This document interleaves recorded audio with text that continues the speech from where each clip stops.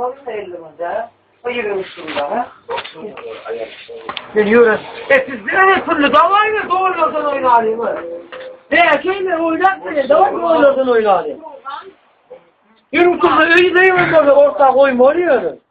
Ben neyse etsev de uğra fırlı kart oynatmıyorum beni.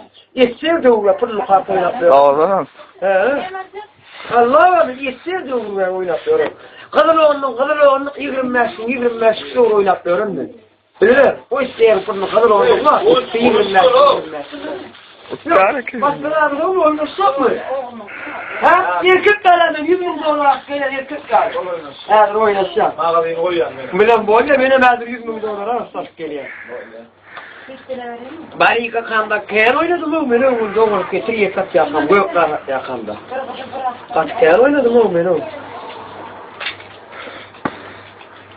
O Fox'lara milyar mı ne? Puf, sen ayıpma bari yıkakan kıyar oynadım o beni. Kaç kıyar oynadım o beni.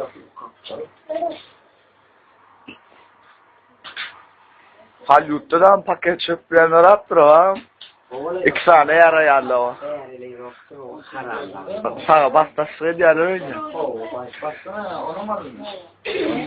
Ne var buraya? Var mı yaşamın da olur mu? Romantik para İtalyan'da. Sonra olur. Yaşamanın Batır verirsen o an teyze ulaşan adam değil. Hakka verirsen oyunun olur. Keyen oynadım oğlum sonra oyunun yanında olur. ne yaşamın da olur koyuyorum. Ay bu ne bak ne şeyden var fırlı don belli sever gider. Yani mezini kaprası bari kadar benim bari kadar. Bari